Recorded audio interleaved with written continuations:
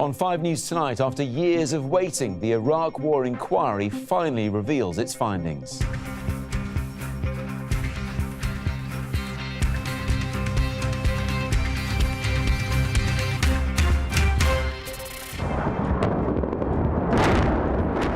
A rushed invasion that was based on flawed intelligence. Sir John Chilcot delivers his long-awaited report on Iraq. In March 2003, there was no imminent threat from Saddam Hussein. Tony Blair says he didn't lie. He is defiant and emotional. I express more sorrow, regret, and apology than you may ever know or can believe. But there is anger from relatives of some of the servicemen and women who were killed. There is one terrorist in this world that the world needs to be aware of, and his name is Tony Blair, the world's worst terrorist. In this special programme, we'll be discussing the inquiry's key findings. Why did Tony Blair tell George W. Bush 8 months before the invasion, "I will be with you whatever"? Why was there so little time for our armed forces to prepare, meaning there was a shortfall in the equipment they needed? Good evening, I'm Matt Barbett. Welcome to this 5 News Tonight special programme, The Iraq War, What Really Happened. After 7 years examining evidence, Sir John Chilcot has finally concluded that the invasion was based on flawed intelligence and went badly wrong, with consequences to this day. This is what his report says. The UK went to war before all peaceful options had been exhausted. War was not a last resort. Then Prime Minister Tony Blair made a case about Iraq's weapons of mass destruction with a certainty that was not justified. It says the UK's actions undermine the authority of the UN Security Council, and the legal basis for war was far from satisfactory. The report also says armed forces had little time to prepare, and they were left with equipment shortfalls. And it said plans and preparations for Iraq after Saddam Hussein were wholly inadequate. Today, Tony Blair said the decision was his most agonising moment, but he still believes it was the right one to make. We'll have reaction from families shortly, but first, here's our political editor, Andy Bell. It was the job of this unassuming committee to pass the definitive judgment on the most divisive British war of modern times, and the chairman delivered a central, damning verdict. We have concluded that the UK chose to join the invasion of Iraq before the peaceful options for disarmament had been exhausted. Military action at that time was not a last resort. Military action in Iraq might have been necessary at some point, but in March 2003, there was no imminent threat from Saddam Hussein. That war will always be his legacy. But what does the report say today on 3 specific questions? Did he do a secret deal with President Bush? At George Bush's Texas home in April 2002, the report says Tony Blair offered the president a partnership to deal urgently with Saddam Hussein. But it does not say there was any secret arrangement. Later that year, Tony Blair sent the president this note, kept classified until now, saying he would be with the president whatever. The report says that note made it very difficult for the UK to withdraw support for US action. Did he lie about weapons of mass destruction? The report says there's no evidence Number 10 improperly influenced the text of the infamous WMD dossier, so no sexing up. But when Tony Blair presented the information, for instance, to Parliament, his weapons of mass destruction programme is active, detailed and growing. It says he deliberately selected information to reflect what he believed rather than the intelligence judgments. Was the war legal? The report says it's not part of its brief to declare on the legality of the war, but it does say the way the Attorney General, Lord Goldsmith, decided it was legal was far from satisfactory. And it also says the way Britain abandoned a second UN resolution while pushing for war undermined the United Nations. In the absence of a majority in support of military action, we consider that the UK was, in fact, undermining the Security Council's authority. Today, an older and it seemed at times emotional Tony Blair went further than ever before in apologising for what happened. I feel deeply and sincerely, in a way that no words can properly convey, the grief and suffering of those who lost ones they loved in Iraq. For all of this, I express more sorrow, regret, and apology than you may ever know or can believe. Over almost 2 hours, he accepted there were real criticisms on planning and preparation. But facing the media, he defended his decision. I can look not just the families of this country, but the nation in the eye and say, I did not mislead this country. I made the decision in good faith on the information I had at the time. And I believe that it is better that we took that decision. I acknowledge all the problems that came with that decision. I acknowledge the mistakes and accept responsibility for them. What I cannot do and will not do is say I believe we took the wrong decision. Tony Blair! Shame on you! Tony Blair! Shame on you!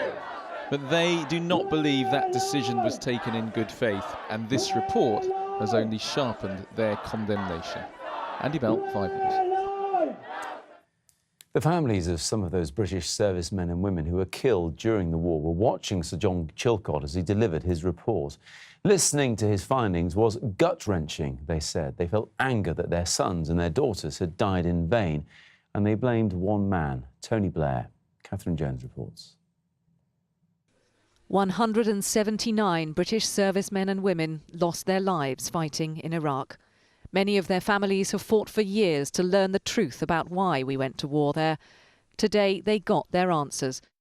What have been your abiding emotions this morning as you have read those 180 or so pages? Anger. That healing that 11 and a half years I've worked for. I've gone back to that time when I learned that my brother had been killed. And there is one terrorist in this world that the world needs to be aware of, and his name is Tony Blair, the world's worst terrorist. Sarah's brother, Sergeant Bob O'Connor, was killed in 2005 when his Hercules aircraft was shot down. For her, Sir John Chilcot has delivered what the families wanted. As everybody started to read, and it went quiet, and then there was just, oh my God, oh my God, and then there were lines, utter devastation, utter devastation. But, yeah, he's done good for our boys and girls. But it's not over. The families and their lawyers are to forensically examine the report to work out if any official or politician can be taken to court to answer for their actions. Peter Brierley lost his son Sean right at the start of the Iraq War. He feels he owes it to him to keep fighting. He would have been the one stood in front of Downing Street tearing up the papers and throwing the medals down because he believed in fairness and injustice. If he thought that we'd been led, especially the fact that so many people died, so much the country were ruined. Had he known that, he would have been stood there outside of me. Sean's coffin was one of the first to be flown home 13 years ago. So many more followed. The families feel finally they've been heard, but that doesn't ease the pain of their loss. Catherine Jones, 5 News. With me now is Sarah O'Connor, who you saw in Catherine's report just now. And Sarah, since you answered Cathy's questions, Tony Blair has given his own lengthy response to the Chilcot report. What do you make of that? Again, Tony Blair came out and did what he does best, and he's trying to be the puppet master and pulling the strings. When he first came out and his voice was wavering and quiet, I thought, oh my gosh, he realises we've got him. But no, he couldn't. He went on and he delivered, probably in his eyes, the performance of his life. Did you sense any genuine remorse on his part? Have you ever sensed any genuine remorse for the mistakes? Because he did say he takes responsibility for mistakes that were made. Yeah, but look at the process that we've had to do. We've paid the ultimate sacrifice, and we still pay that sacrifice. And the costs are like a ripple through generations. And the world, as one, are feeling the effects of his actions. And so, no, you know, this is nothing more than a practice political patter that's a PR damage limitation exercise that's been signed off by a lawyer, and it's been provided to the world, not in face-to-face with those who've been truly affected, ripped apart and lost. It's actually through the lens of a camera.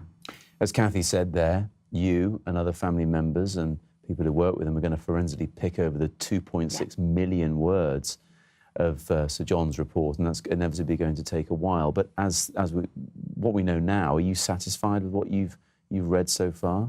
I am thoroughly delighted with the findings that Sir Chilcot and the Inquiry Board delivered today. I actually apologise to Sir Chilcot because I have been outspoken, and yes, I was one of the family members prepared to take legal action. I was fearful that the balance was going to tip more in favour of those who stand to be held to account than the family members, and I was concerned that that would skew the actual findings. What happens next as regards your response and the family's response to the report? We go home and we deal with the turmoil of today's findings because, you know, it's bringing up... today, I thought I was coming full circle. I thought today was going to be the end of that circle. That circle will close. And it looks like I'm going around for another revolution. You thought it was going to be some closure for you, Yeah. but you don't feel that now. You feel just as angry as you ever did about Bob's death? I feel incensed. You know, what Tony Blair needs to realise is that he tipped that first domino, which has created the domino effect that is still killing innocent Iraqis, and every world citizen is at risk because he couldn't wait and he ignored all the pleas not to go in. Sarah, many thanks indeed. We'll hear about the situation these days in Iraq later on in the programme. Many thanks. Thanks. Now, one of Tony Blair's key aides in the run-up to the war was Alistair Campbell. He was the Prime Minister's Director of Communications and Strategy. And I asked him earlier on if he regretted his involvement at the time. Well, look, I think all of us look back on that period. It was without doubt the most difficult period of Tony Blair's premiership, and therefore for people like me who were part of his team. But ultimately, the difference between you and me and Tony Blair, or Sir John Chilcot and Tony Blair, or any of the MPs and ministers, frankly, and Tony Blair, is that ultimately he had to make a decision. And it wasn't as if there was one decision, everything is going to go well, another decision, everything is going to go badly. He was fully conscious of the massive opposition, of the possible difficulties and dangers, but he had to make the decision. And he made that decision, as he's made clear many, many times, and as Sir John Chilcot, to be fair, recognises, and David Cameron recognised, in the context of September the 11th and the change that had brought to the way that the world was thinking about its own security. So ultimately, I do still stand by what Tony Blair did, and also by the way in which he did it, because I think you have to understand that for 13 years now, we've had to live with allegations of lying and deceit, sexing up the intelligence, so-called, and we didn't. Ultimately, Tony Blair had to make a decision, or one way or the other. Now, or was it George W. Bush's decision he was going along with? Because several months before the decision was finally made for Britain to be a part of this, he wrote to George W. Bush saying, "I will be with you, whatever." And what he was doing there, and I can remember that period very, very well, he was trying to put together an international coalition. He was trying to get the Americans to go down the United Nations route, and as Sir John recognised, he had some success in that. That is what led to Resolution 1441, unanimously agreed, including by France and Russia. But France and Russia then didn't want to follow through on the logic of that when it became clear that Saddam was not complying as he was being instructed and asked to. But Alistair, behind all this really was the reason for regime change, to get rid of Saddam Hussein. Also, Tony Blair wrote to George W. Bush saying weapons of mass destruction were justification for, I use his words, the real prize, and that was getting rid of him. So why didn't you all say that at the time? Listen, you can ask me the same question as many ways as you want. There was no lying, there was no deceit, there was no bad faith. The threat that Tony Blair outlined to Parliament in September 2002, he believed to be real. And it was based, yes, on intelligence, which John has described as flawed. But Tony Blair, as David Cameron said in the Commons, we've got great intelligence services and a great military. And Tony Blair, as Prime Minister, relied on them and stands up for them, including today. So I understand why people feel really angry. I can understand why people think it was the wrong decision. I do understand that. But ultimately, they are not the people who had to make that decision. Alistair Campbell talking to me from Barcelona earlier on today. Well, let's speak to Andy Bell now, our political editor. And Andy, the current Labour leader, Jeremy Corbyn, has been speaking about all of this evening. So what's he had to say? Yes, Matt, this is still really a fault line through the Labour Party. Back in 2003, a lot of Labour MPs ended up following the lead of Tony Blair at that time. Jeremy Corbyn certainly did not. He voted against the Iraq war. He's been waiting for the publication of this report to make his statement on his views about what happened then. This is what Jeremy Corbyn, now the leader of the Labour Party, had to say this evening. Politicians and political parties can only grow stronger by acknowledging when they get it wrong and by facing up to their mistakes. So I now apologise sincerely on behalf of my party for the disastrous decision to go to war in Iraq. The apology is owed first to all the people of Iraq. Hundreds of thousands of lives have been lost and the country is still living with the devastating consequences of the war and the forces it unleashed. Well, Andy, in light of what Jeremy Corbyn said and many other people have been saying today, what happens next?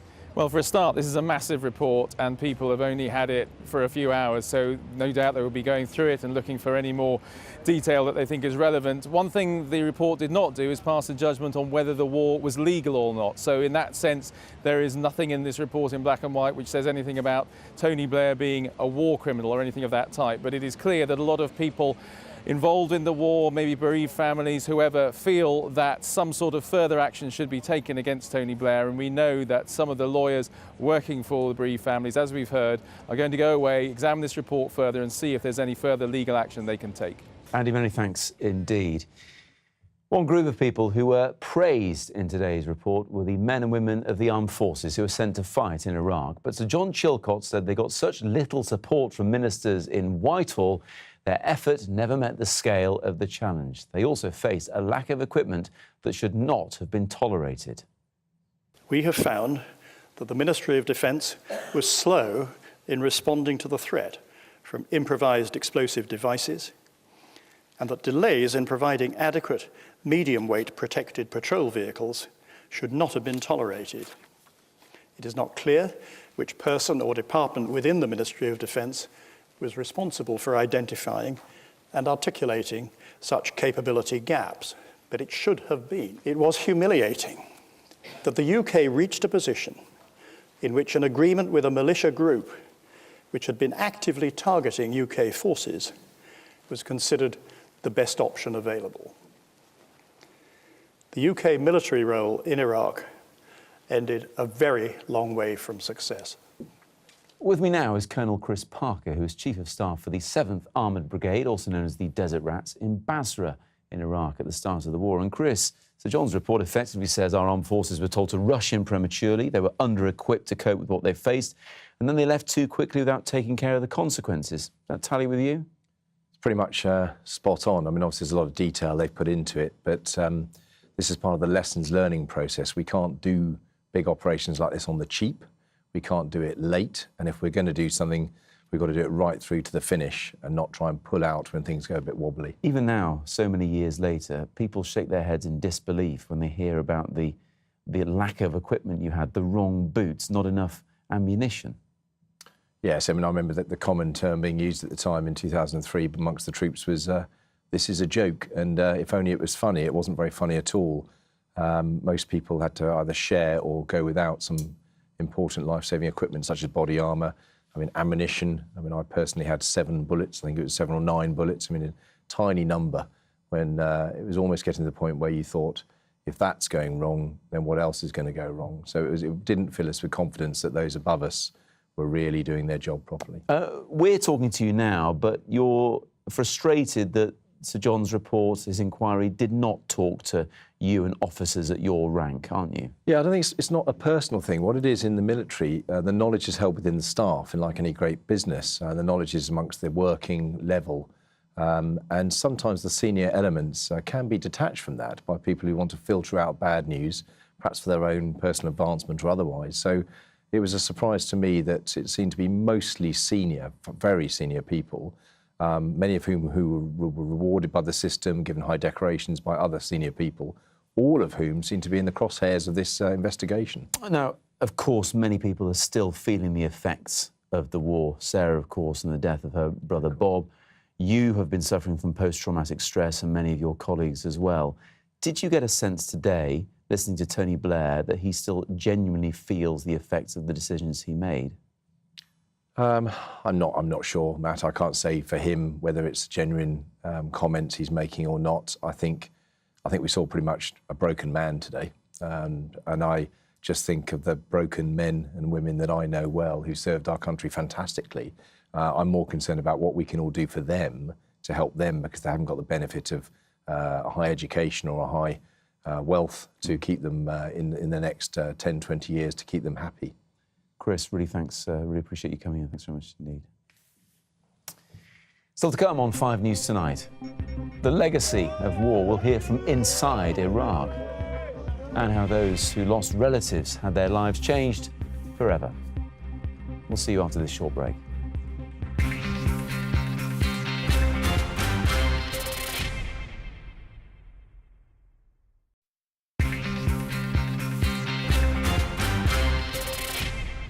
Welcome back. You're watching 5 News Tonight. Sir John Chilcot said in his report on the Iraq War that the decision to invade has consequences to this day.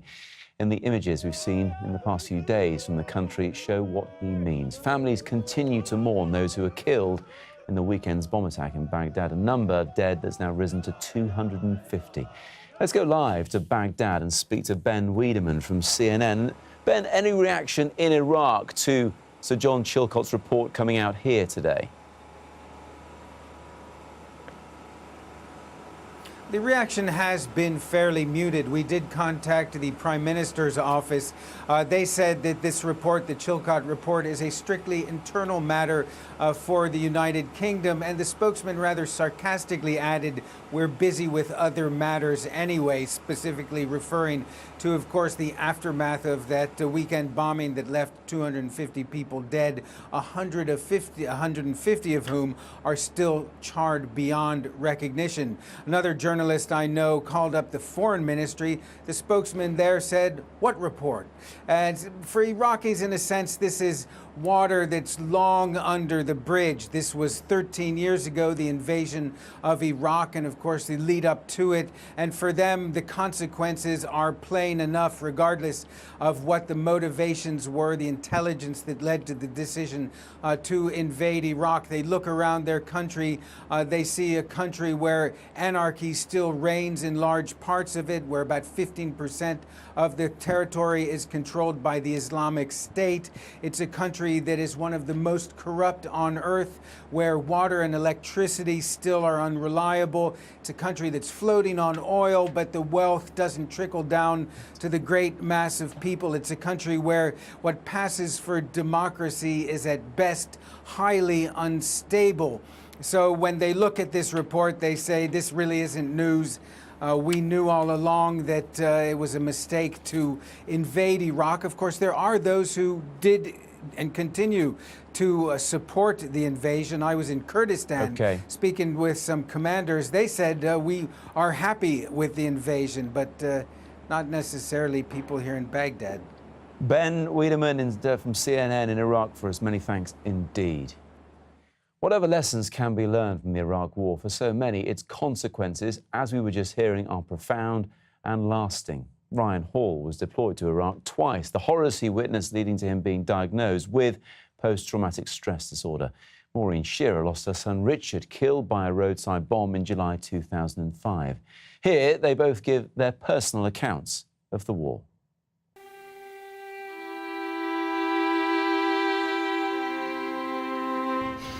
It was a Saturday morning. I turned on the television and immediately the news came up that 3 soldiers had been killed. And I just knew then. We'd had scares before, but this time I was terrified. I just knew that it was him. The vehicles weren't fit for purpose. They were old vehicles that had been used. Rhys said on his last leave they spent most of their time just trying to keep them on the road. They were working on them non-stop virtually. And I learnt that a device should have been triggered to warn them that there was an explosion on the side of the road, and it didn't happen. And they drove into it. They failed in their duty of care to the soldiers. I was deployed to Iraq in 2004, 2005, and subsequently in 2006, 2007. One half of me was very reluctant to be in a situation where my moral code would be stretched. And then the other part is the soldier, which does what he's told to do and follows orders and doesn't ask questions. But it did have an impact. When you have a pre-scheduled meeting with a friend and then you go to meet that friend and he's died overnight. Bombardment and the damage and the casualties that it's causing, it does have an impact. I first became aware of the possibility of service-related PTSD very recently.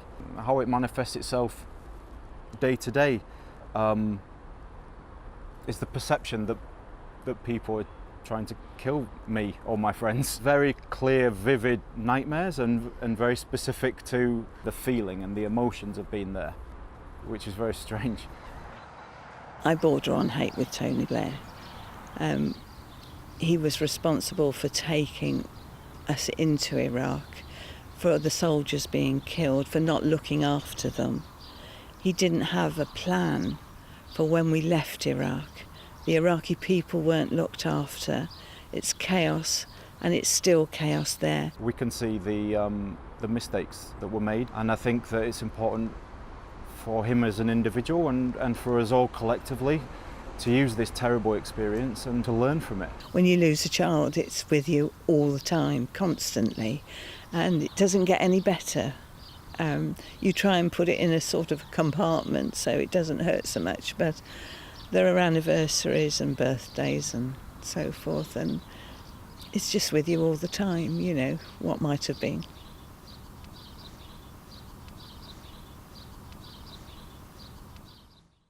Maureen Shearer, the mother of Second Lieutenant Richard Shearer, and also Ryan Hall, who served 2 tours in Iraq. That is just about it from us for this special programme on the Iraq War and Sir John Chilcot's report. Sian Welby is here with the weather next. Louise Beale has updates throughout the evening. Thanks for your company. Bye-bye.